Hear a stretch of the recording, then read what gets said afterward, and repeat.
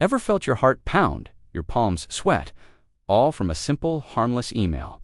Or maybe you've overreacted to a minor problem, feeling a wave of panic or anger that just seemed way out of proportion. If that sounds familiar, it's not you. It's your brain's alarm system, and it's likely stuck in the on position. Today, we're diving deep into the fascinating world of your brain to understand and reset this internal alarm. A tiny but powerful part called the amygdala. This isn't about getting rid of fear or anxiety altogether. Those are normal human emotions. This is about teaching your brain to tell the difference between a real, genuine threat, like a tiger in the jungle, and a perceived threat, like a tough conversation with your boss. We'll break down what an amygdala hijack is and, more importantly, how you can regain control when your emotions try to take the driver's seat. Think of your amygdala as your body's own personal smoke detector. It's an ancient part of our brain designed for one primary purpose. Back when our ancestors were dodging predators, this rapid response system was a lifesaver. See a shadow that looks like a saber-toothed tiger? The amygdala screams danger, and your body instantly floods with adrenaline. You don't have time to think, you just react, fight, flight, or freeze. It's brilliant. The problem is, in our modern world, this smoke detector is a bit oversensitive.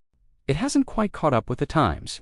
It can't distinguish between the life-threatening danger of a predator and the non-lethal stress of a looming deadline, a crowded subway, or a critical comment on social media. To the amygdala, stress is stress, and it triggers the same primitive alarm. This is what scientists call an amygdala hijack. It's that moment when your emotional brain, the amygdala, completely takes over your rational brain, the prefrontal cortex. Your thinking, planning, and logical reasoning go offline, and raw emotion takes the wheel. You might say things you don't mean, or make impulsive decisions. Afterward, you might look back and think, why on earth did I react like that? That's the hijack. You weren't really in control. So, how does this alarm get stuck in the on position? Why do some of us feel like we're constantly on high alert? The answer lies in a remarkable property of our brain called neuroplasticity. This simply means your brain can change and rewire itself based on your experiences. It's how we learn new skills like playing the piano or speaking a new language. But here's the catch. Your brain can also learn to be anxious. Every time you experience stress and your amygdala fires, it's like paving a little dirt path in your brain. If you experience stress repeatedly, that little path gets paved over and over again. Soon, it's not a dirt path anymore. It becomes a multi-lane superhighway. The fear and anxiety response becomes faster, more automatic, and more easily triggered. Your brain has literally learned to be on guard, creating a shortcut to panic. There's a chemical side to this too. Chronic stress, the kind that many of us deal with daily, floods your body with the stress hormone cortisol. A little bit of cortisol is fine. It helps you wake up in the morning. But constant high levels of cortisol are damaging. It can actually shrink the hippocampus, a part of your brain that's crucial for memory and, importantly, for regulating the amygdala. The hippocampus is supposed to be the calm, reassuring parent telling the amygdala, hey, it's okay, we've seen this before, it's not a real threat, when the hippocampus is weakened by cortisol. The amygdala is left unchecked, free to sound the alarm whenever it feels like it. Then there's your default mode network. This is the part of your brain that's active when you're daydreaming, mind-wandering, or just thinking about yourself. For many people prone to anxiety, this network gets stuck in a loop of worry. It constantly scans the past for mistakes and the future for potential disasters. This constant stream of what-if thoughts acts as a continuous trigger, keeping the amygdala simmering on a low boil, always ready to flare up. It's like having a scary movie playing on a loop in the back of your mind. So, the big question is, how do we fix this? How do we reprogram this overactive system? The first thing to understand is that you can't just talk your way out of it. You can't simply tell your amygdala to calm down. It doesn't understand language. It's a primitive, nonverbal part of the brain. You can't reason with it. Instead, you have to show it.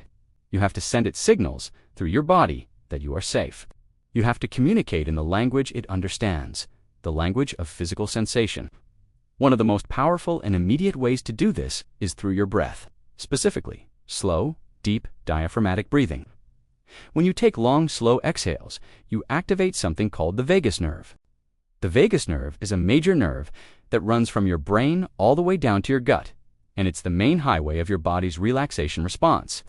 Activating it sends a direct, powerful signal to your brain that says, all clear, you can stand down. We are safe. It's like pressing a manual override button on your body's panic alarm. Next, try labeling your emotions.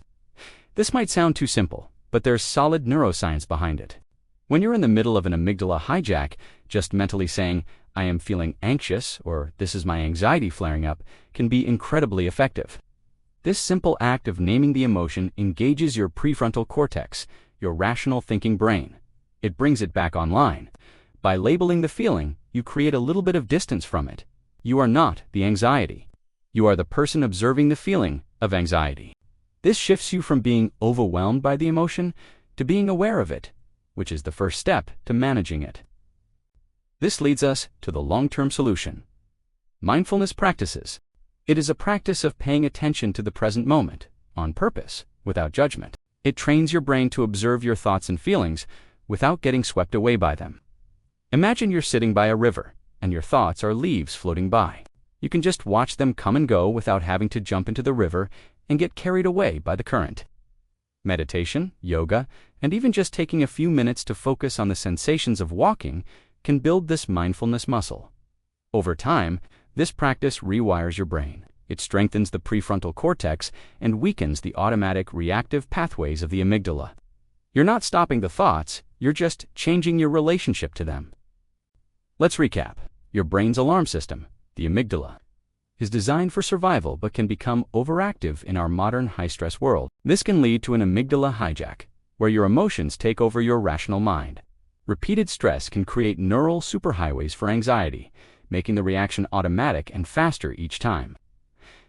The key to reprogramming this system isn't to fight the anxiety or to try and think your way out of it. That's like shouting at a smoke detector. The key is to send your brain and body consistent, clear signals of safety. You can do this in the moment, with deep breathing to activate your vagus nerve, and by labeling your emotions to bring your rational brain back online. And for the long term, you can practice mindfulness to fundamentally rewire your brain's response to stress. Remember, your amygdala is not your enemy. It's a loyal, ancient guardian that's just running on old, outdated software. It's trying to protect you. By consciously and patiently sending it new signals of safety, you can update its programming. You can teach this old dog new tricks. You can reclaim control and live a calmer, more balanced life. If you found this helpful, give it a like and consider subscribing for more insights into how your brain works. See you in the next one.